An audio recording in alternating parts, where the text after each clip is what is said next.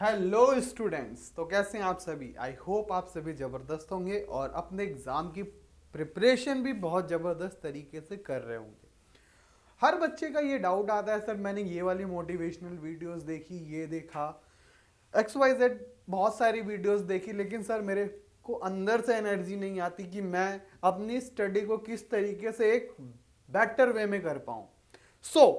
आज मैं आपको एक टॉपिक बताऊंगा जिसका नाम डिमांड है, लेकिन उससे पहले मैं आपको एक चीज बताऊंगा किस तरीके से आप अपने एजुकेशन को, अपनी लर्निंग को बेटर वे में कर सकते हैं। बहुत सारी वीडियोस देखने की जरूरत नहीं है। अगर आप इस वीडियो पे पहुंच गए हैं तो ये वीडियो आपकी लाइफ को 360 डिग्री ट्रांसफॉर्म कर सकती है। जैसा कि आप देख पा रहे हैं, सिलेक्शन सिलेक्शन का मतलब है कि आपने जो भी टारगेट लिया है, चाहे वो 80% का टारगेट लिया हो, चाहे वो 90% का टारगेट लिया हो, या 85% का टारगेट लिया हो, या 70% का टारगेट लिया हो, जो भी आपने अपने लिए टारगेट डिसाइड करना है कि मैं 10th में हूँ, 11th में हूँ, 12th में हूँ, मुझे इतने नंबर लेके आने हैं, या मैं किसी गवर्नमेंट जॉब की तैयारी कर रहा हूं, या मैं नीट की तैयारी कर रहा हूं, मुझे कितने नंबर लाने हैं, या मुझे कौन सी रैंक लानी है, वो सारी चीजें आपने पहले से सेलेक्ट कर रखा है। सिलेक्शन किसका होता है? सिलेक्शन किसका होता है? सिलेक्शन होता है एक स्टूडेंट का। जिस स्टूडेंट के अंदर स्टूडेंट जिंदा है, सिलेक्शन उसी का होता है, बाकी सभी का रिजेक्शन होता है। क्या लगता है, अगर किसी फॉर्म के लिए 10,000 बच्चों ने फॉर्म भरा, तो क्या ये 10,000 बच्चे स्टूडेंट हैं? ये खाली नाम मात्र के स्टूडेंट हैं। उसके अंदर खाली 1,000 बच्चा ही सीरियस होकर पढ़ाई करता है, और उन्हीं 1,000 बच्चों का क्या होता है? सिलेक्शन होता है। तो हर पढ़ाई करने वाला बच्चा सेलेक्ट नहीं हो पाता। उसके पीछे रीजन क्या है? क्योंकि उसके अंदर का जो स्टूडेंट है वो मर जाता है। लेकिन मैं आपसे जो शेयर करूंगा उसको अगर आपने अपनी लाइफ में इंप्लीमेंट किया तो आप भी उन 1,000 बच्चों की श्रेणी में आ जाएंगे। सबसे पहले क्या है, जब भी आप किसी भी टॉपिक को या किसी भी चीज को पढ़ना स्टार्ट करो तो धैर्य के साथ पढ़ो। किसके साथ? धैर्य के साथ, पेशेंस के साथ पढ़ो। हबड़ तबीड़ में अगर आप किसी भी चीज को पढ़ोगे तो वो आपके लिए यूजफुल नहीं होगा। आज पढ़ोगे, कल आपके दिमाग से वो निकल जाएगा। जब भी किसी चीज को पढ़ो तो किसके साथ पढ़ो? धैर्य के साथ। धैर्य होना चाहिए। दूसरी चीज, जो भी चीज आपने पढ़ा या जो भी चीज टीचर ने आपको पढ़ाया, उसका क्या करो? मनन करो, चिंतन करो, अपना कंक्लूजन निकालो। जैसे किसी टीचर ने इकोनॉमिक्स का एक चैप्टर पढ़ाया, आपने पढ़ लिया, अब उसको क्या करना है? चिंतन करना है। उसके इंपॉर्टेंट्स क्या हैं, वो यूजफुल क्या है, कौन से ऐसे क्वेश्चन है जो एग्जाम में आ सकते हैं, या किस टॉपिक को टीचर ने इंपॉर्टेंट मार्क करवाया है। अगर आपने उन चीजों को किया तो चिंतन हो जाएगा। देन उसके बाद क्या करनी है? कंटिन्यूटी। आपने एक कहावत जरूर सुनी होगी, करत करत अभ्यास जड़मत होत सुजान, रत्सी आवच दात सिलपत पढ़त निशान। That is the power of consistency. अगर आप किसी काम को कॉन्टिन्यूस वे में करोगे, भले आपको आज नहीं आता, आज आपको वो चीज नहीं समझ में आती, लेकिन धीरे धीरे वो चीजें आपको समझ में आने लग जाएंगी।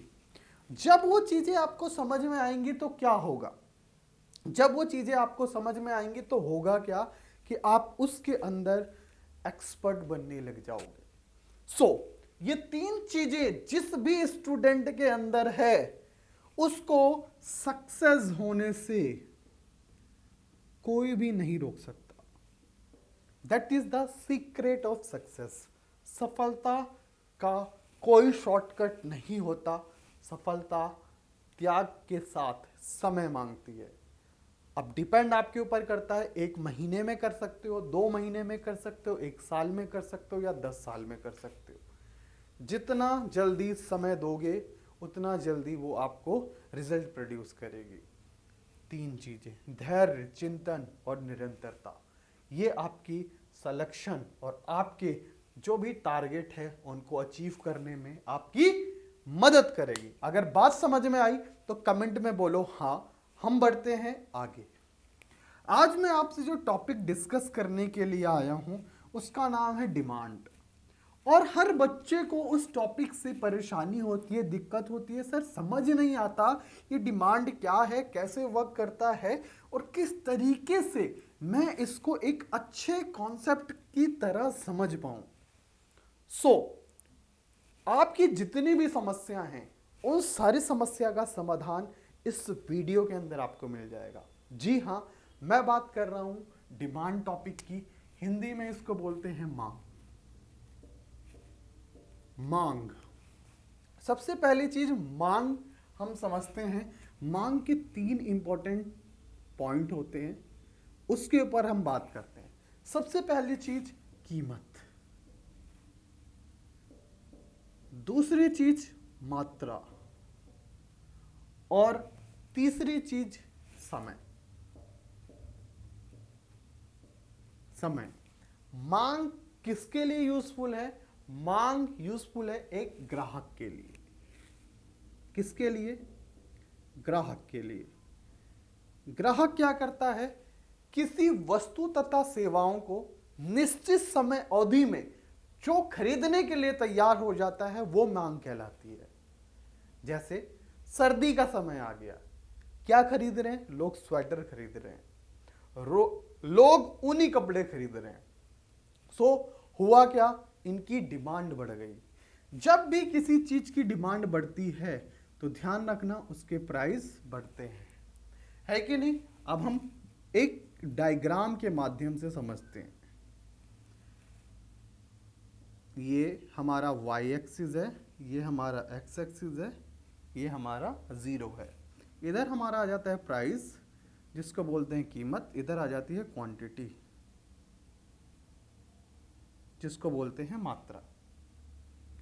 एक चीज ध्यान रखना, प्राइस और क्वांटिटी के बीच रिवर्स रिलेशनशिप होता है। प्राइस वर्सेस जो हमारी क्वांटिटी होती है उसके अंदर रिवर्स क्या होता है? रिलेशन होता है। रिलेशन, अगर प्राइस बढ़ेगी तो क्वांटिटी कम होगी। एक एग्जाम्पल के माध्यम से समझते हैं। That is the equilibrium level. ये हमारी प्राइस है और ये हमारी क्वांटिटी है। मैंने क्या बोला? प्राइस बढ़ गई।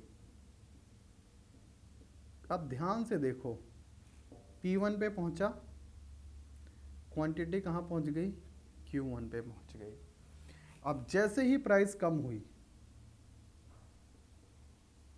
प्राइस कम हो गई, क्वांटिटी बढ़ गई, P2 Q2। तो रिवर्स रिलेशनशिप होता है। अगर प्राइस बढ़ेगी तो क्वांटिटी कम होगी, अगर प्राइस कम होगी तो क्वांटिटी बढ़ेगी। इसे बोलते हैं मांग का नियम। क्या बोलते हैं इसको? मांग का नियम। इसको बोलते हैं लॉ ऑफ डिमांड। क्या बोलते हैं इसको? Law of demand. बात समझ में आई तो बोलो हाँ। That is the law of demand. अब इसके अंदर क्वेश्चन क्या पूछे जाते हैं उसके ऊपर हम बात करते हैं। इसके अंदर जो हमसे क्वेश्चंस पूछे जाते हैं उसके ऊपर हम बात करते हैं। सबसे पहला क्वेश्चन पूछा जाता है, मांग को प्रभावित करने वाले कारक बताओ। बुक में लिखा हुआ है, आप सभी उसको पढ़ सकते हो। नहीं पढ़ सकते तो बता देना, मैं उसकी वीडियो आपको प्रोवाइड करा दूंगा। मैं इधर आपसे खाली जो इंपॉर्टेंट टॉपिक है उसके ऊपर मैं बात करने के लिए आया हूँ। ये डायग्राम जो इंपॉर्टेंट है मैं उसको आपसे शेयर करने के लिए आया हूँ। वो अगर आपने कर लिया तो आपको सारी चीजें क्लियर हो जाएंगी। जैसे वस्तु की कीमत, पहला पॉइंट, संबंधित वस्तु की कीमत। दूसरा पॉइंट, उपभोक्ता की आय, उपभोक्ता की रुचि, उपभोक्ता की प्राथमिकता। ये सारे कुछ इंपॉर्टेंट हैं जो कि मांग को प्रभावित करते हैं। अब हम बात करते हैं किसके बारे में? अब हम बात करेंगे मांग में संकुचन और विस्तार कैसे होता है। किसके बारे में बात करेंगे? मांग में संकुचन और विस्तार कैसे होता है। मांग में संकुचन और विस्तार कैसे होता है उसके ऊपर बात करते हैं। ये डायग्राम है। ये हमारा वाई एक्सिस है, ये हमारा एक्स, ये 0। इधर मैं बात कर रहा हूं संकुचन और विस्तार के बारे में। ये प्राइस है, ये क्वांटिटी है, ठीक है। अब कंज्यूमर कब किसी भी चीज की ज्यादा मात्रा की मांग करता है? विस्तार नीचे की तरफ होता है, विस्तार नीचे की तरफ होता है, संकुचन संकुचन ऊपर की तरफ होता है। कैसे होता है? ये ध्यान से देखो, प्राइस बढ़ गया, क्वांटिटी कम हो गई, है कि नहीं? क्वांटिटी कम हो गई। अब इधर देखो, P2 Q2। कस्टमर कब किसी भी चीज की ज्यादा डिमांड करता है? जब उसकी कीमत में क्या आ जाती है? कमी आ जाती है। और जो कमी आती है वो कीमत में चेंज होने के कारण आता है, इसकी वजह से उसका विस्तार हो जाता है। संकुचन का मतलब जब कस्टमर कम यूनिट की डिमांड करता है। ये था मांग में संकुचन और विस्तार कैसे होता है। एक बारी डायग्राम को देख लो, एक बारी डायग्राम को, ठीक है। ये है मांग में संकुचन और विस्तार, ठीक है। अच्छी तरीके से देख लो, फिर हम आगे बढ़ते हैं।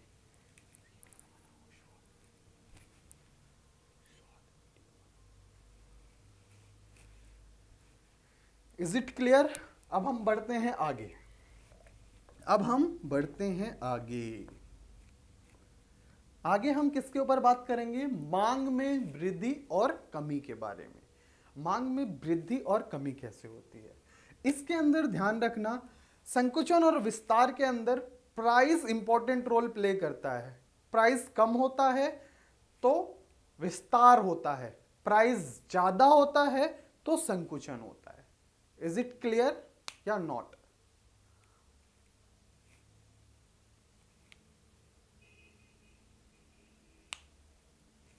अब हम आगे बात करते हैं वृद्धि और कमी के बारे में।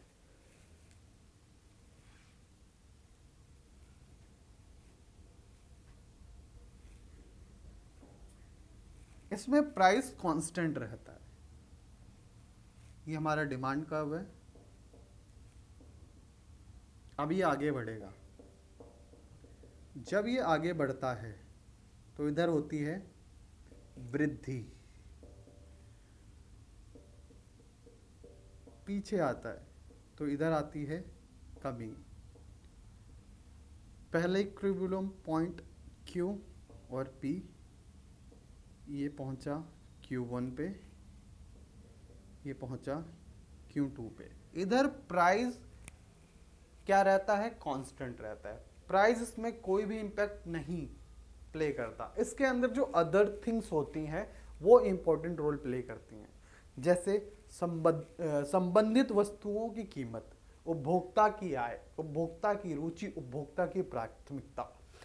ये थी हमारे टॉपिक्स, जिसके अंदर मैंने डिमांड कर्व बताया, दूसरा डिमांड में किस तरीके से संकुचन और विस्तार होता है वो बताया, किस तरीके से वृद्धि और कमी होती है उसके ऊपर बात की।